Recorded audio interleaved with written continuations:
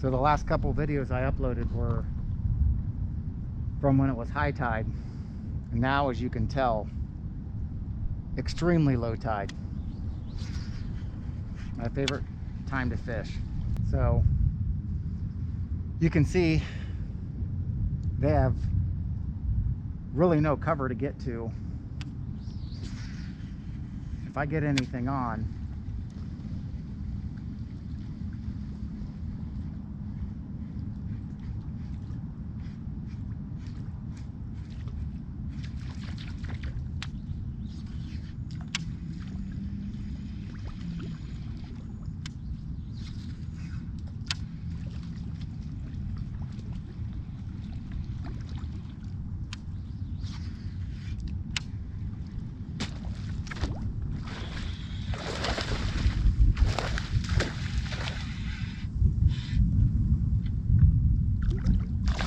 nice fish.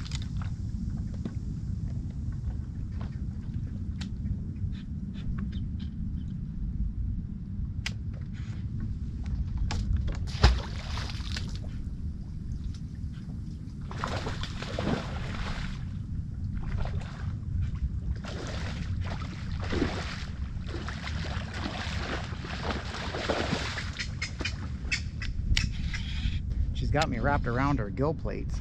It's got me a little worried. God, nice fish.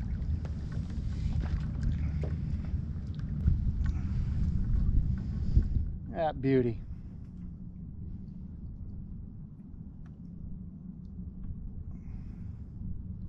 Pretty fish. So this rod is a Mega Bass. It's the Orochi series, perfect pitch. It's a fairly stout rod in the backbone, but for a jig rod, and I don't know how well this video is gonna pick it up, but it's got crazy tip action on it, and it extends down pretty far into the blank. It's a perfect blend of being really stout, but it just has such a perfect action. And I use this as my bass rod, but you can also, I use it primarily for my mag draft rod, but the great thing about this rod is you can use it for a ton of applications. If you wanted to use this for a treble hook, somewhere around like an ounce to a little over an ounce, a treble hook bait, swim bait that is, you could use it for that. You could use it for a large spinner bait, which I've done before. If you put braid on it like I am now, you can use it as a soft bait rod, which I do. Now, I will say there's two things about it. It's a little on the heavier side. So again, I had mentioned in my previous videos about the rod manufacturers making these really light rods. This is not one of them. It is a little bit heavier, although I don't mind it. And the other thing you're gonna have to get used to is when you go to grab the handle, it's a little shorter from the reel seat to the end of the handle. So when you go to grab it, a lot of times I'm just used to a longer handle, so I'll grab it like kind of in between my palm, which kind of gets frustrating. Once you get used to it, you'll be fine. So those are the only two drawbacks. Is it's a shade on the heavier side. It's not some light featherweight rod, but you're snook fishing. You get a 38-inch snook on it, you don't want something that's featherweight. You want something with a little meat to it.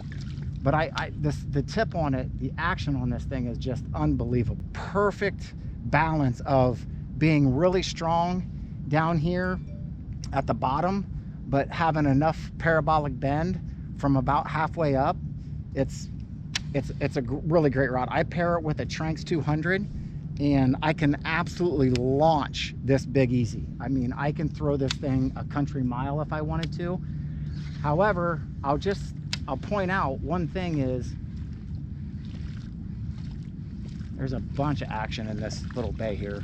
I'll point out is the longer the cast that you make, you obviously want to try to get your cast away from your boat or your kayak as far as possible, so that if you've disturbed anything in your area, you know, maybe something out there hasn't noticed that you're there yet. So I get it, distance is key.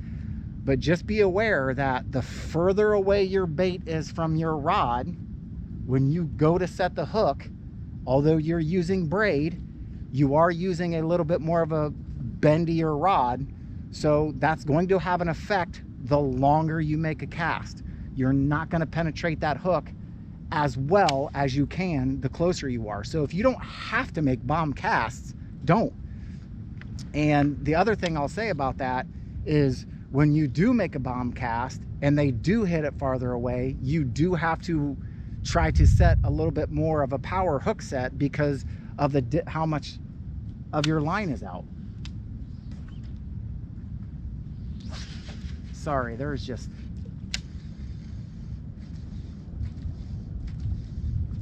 all kinds of snook chasing stuff out there. Now, the closer it comes to you, you know, you don't have to give them the business as much because the bait's closer to you. So, but other than that, when they come up and they hit that thing and they track it all the way to your boat or your kayak and they hit it when it's right here, if you, and I said this in my previous video, if you have a rod that's only bending right here and then this is starting to get straight into your backbone, once they get into your tip and then this is all meat, there's too much tension on your line, too much tension on your leader, it will snap. Trust me on that. On this type of rod where you have just so much bend to it, when they hit me close, all that line, I don't have that much line out.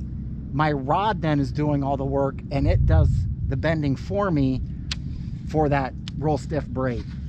But the Orochi Double X Perfect Pitch, very good rod.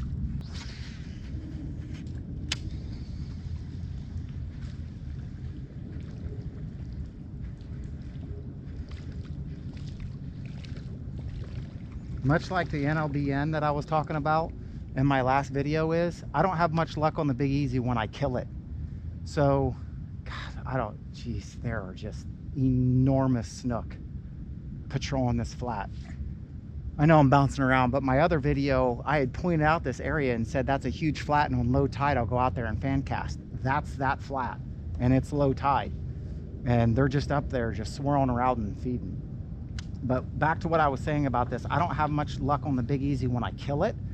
So the two things that you can do to combat that, to keep it moving but slowing it down, is hold your rod tip really high and then I'll try to give it a little bit more action. So if I want to slow it down, I just put my rod tip really high in the air and then just work it like that. And then as it gets closer, I can bring it back down.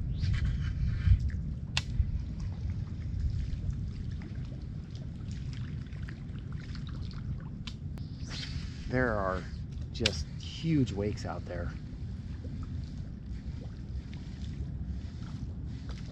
And then the other thing that you can do, the second thing that you can do, is you can stop it. If you have your rod tip at the right angle, you can stop it without it falling too far down. But then I'll pick it right back up. Where I don't have a lot of success is when I kill it and it gets below the surface and they get a good look at it. As much as I want this thing representing a needlefish, once it falls down and they can get their eyes on it, they realize it's not a needlefish, and a lot of times they won't hit it. I want to try to get out there. I don't have much distance to cast, but there is a lot of action right out there. I'm not in the best spot. If I get something to hit this that's big, I'm going to have my hands full because my kayak is not. I need to get away from this edge. So what I recommend doing, instead of killing it, again, the same thing I kind of mentioned on the NLBN,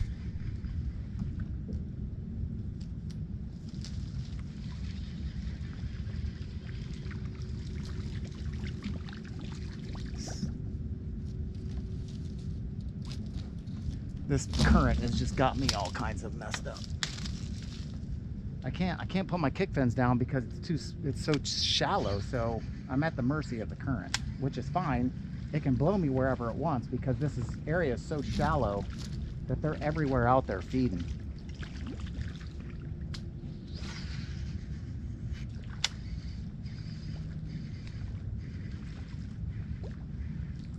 When I have a large area like this that I'm trying to cover, I just swim it as fast as I possibly can to try to get as many casts as I can, because I'm not necessarily trying to get their attention as much as my chances go way up when they're all out here feeding and you can see a ton of rings. I just want to bring it by one's nose. I'm not necessarily worried about trying to get their attention so they follow it as much as I'm hoping I bring it by one that's close enough that she can just turn around and just munch on it. Now you won't miss the faster you go, obviously, but you're covering a lot of water.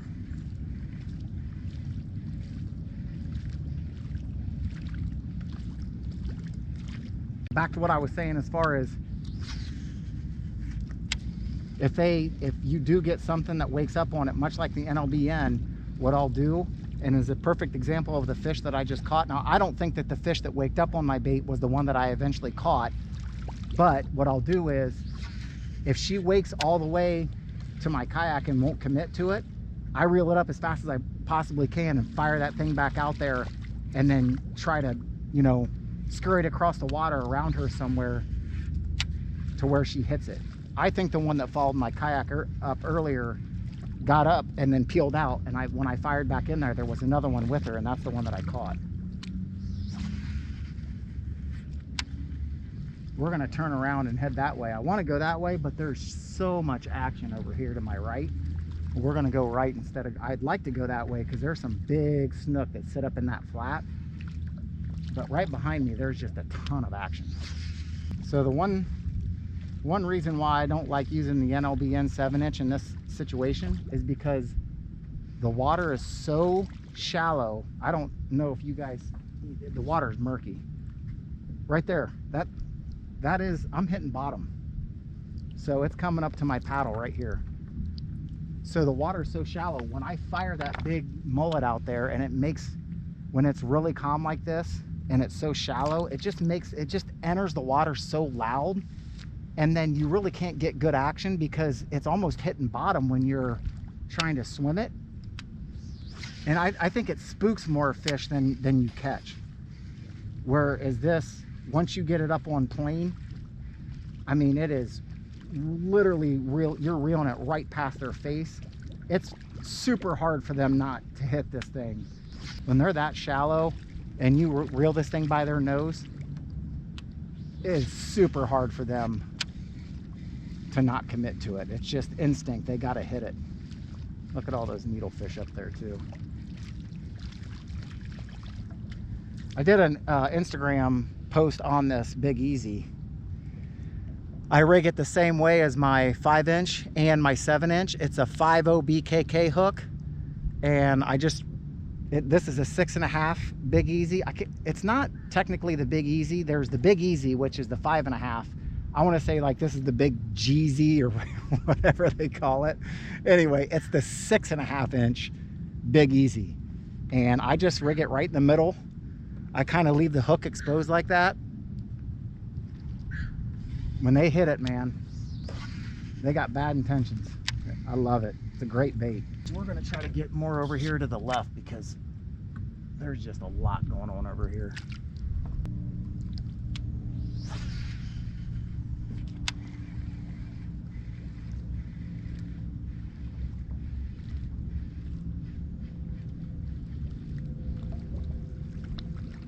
We'll get one to commit to this thing.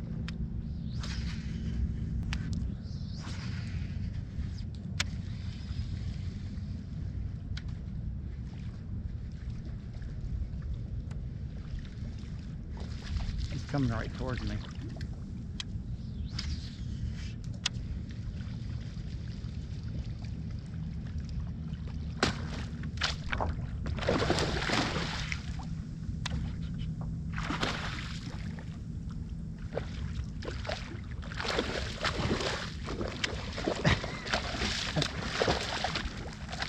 Tell me that's not awesome. Come on.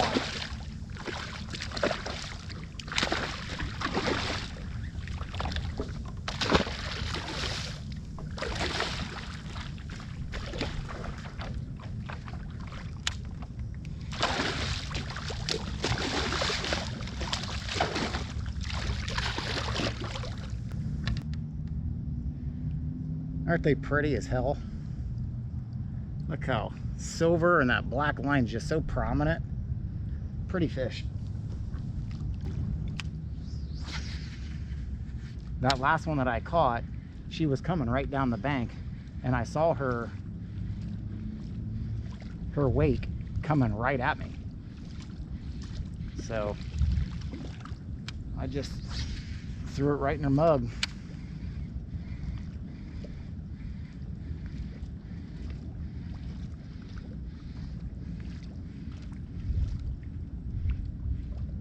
Oh, she waked up on it right beside the kayak. I don't know, I have lost so many, not lost, but so many fish a lot of times when they come up and they see you, they peel off on it. So I just bend down. Does it work? I don't know. Obviously with me standing up,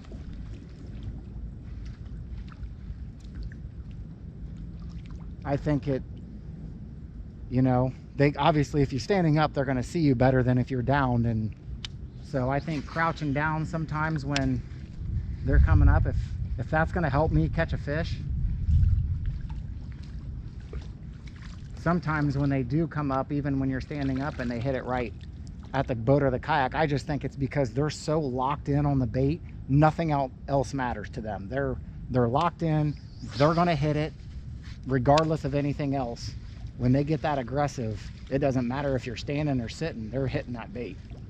But sometimes if I see a wake coming from further back, and I mean, a lot of times you can tell when you're working that bait, when they wake up behind it, they're not just tearing ass after it, they're just waking it, and you can tell by the speed of how you're reeling it and where their wake's at that you're going to get that bait back to you faster than they're going to catch up to it. So that's why I like to reel back up as fast as I can and fire it back out at them, and hopefully I'll get it in front of them. Even if you make a mistake and you get it behind them and you reel it past them, they'll come up and hit it. I just have never had a lot of luck with killing the bait right in their face. Once I do that, it just always seems to me, when I let it dead stick and just float down, they're not hitting it. So I want something aggressive, fast, moving fast, something to them that looks like I need to kill that thing. And like I said in one of my prior videos, I just think it's a reaction to them. It's innate in their whole biological makeup is they're hitting that thing. I don't know if that's a mullet or a snook, but we're gonna find out.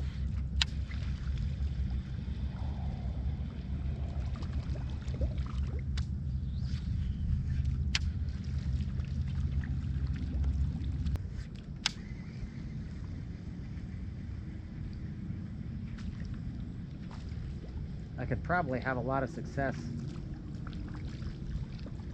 throwing my spook out here, but this thing covers way more water. See that huge needlefish I just spooked up? This thing covers way more water.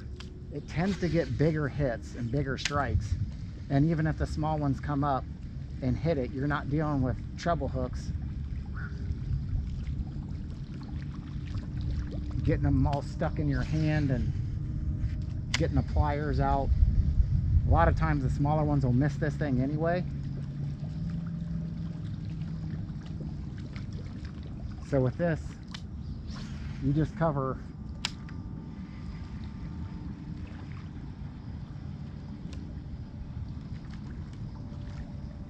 a lot more water, and I think you get more quality fish.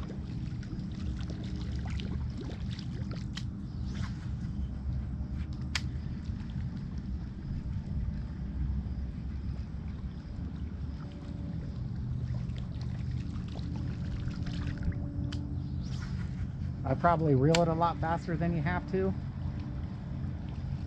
but like I said, I'm just trying to, I'm not necessarily trying to get one's attention and have them follow it as much as I'm just trying to throw this thing out and scoot it by a big one's nose. Now, if it was windy and we had a lot of chop on the water, I would absolutely be throwing the 7-inch right now. Right now is my favorite time to fish. There are some giants somewhere on this flat feeding. This is the time I caught my 40-incher last week. Was super low tide. They're just out here, especially with the sun being down like this, man. This is just perfect. Oh, here we go. See, that's one where it just sucks because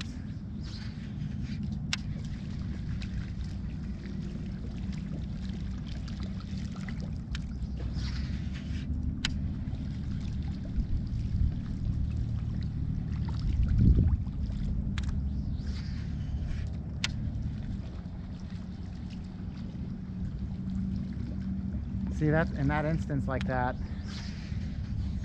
it's going to happen to you quite a bit when you're, whether you're throwing this or the K-tail, is you'll throw in and you'll start reeling and you'll see a wake, you know, 10, 12, 15 foot away from it, turn and start chasing it. But you can already tell in your mind that if you keep reeling it at the speed that you are, you're gonna get it back to yourself by the time they're chasing it. So you can do whatever you want as an angler. I'm letting you know what I do because it's happened to me so much that when I slow it down, it doesn't work for me. And especially if I slow it down and kill it, has not been where my success has been. It's when that bait lands, if I start reeling and then I see a wake that's 10, 15 foot away, hear it, look at it, see it turn and start to track it, I realize that it's going to be back to me by the time she can hit it. I try to reel it up as fast as possible and fire it back out there at her. That's what's helped me catch more fish, I believe.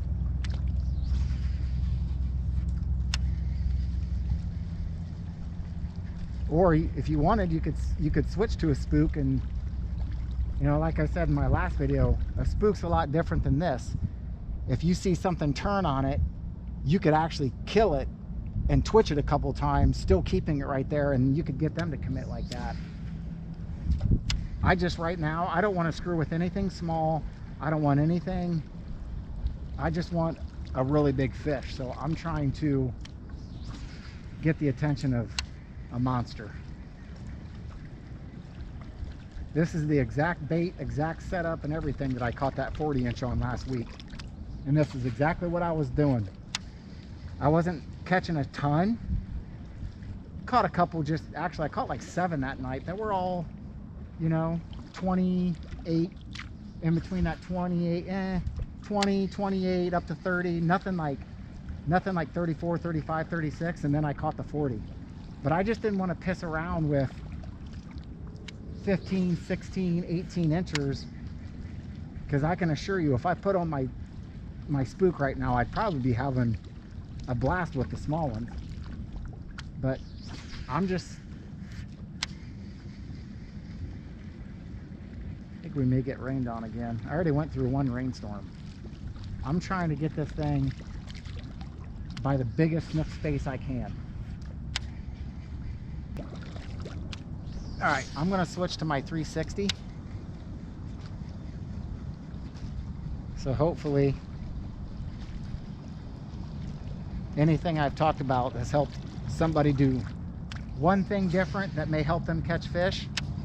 So it's all about, I've watched so many YouTube videos when I started to learn how to snook fish, and what do I do, and what do I throw, and where do I go, and what line do I use, what rod, reel setup, leader, any of that stuff. So if anything I've said, done, or showed in these videos helps one person, it's a good thing.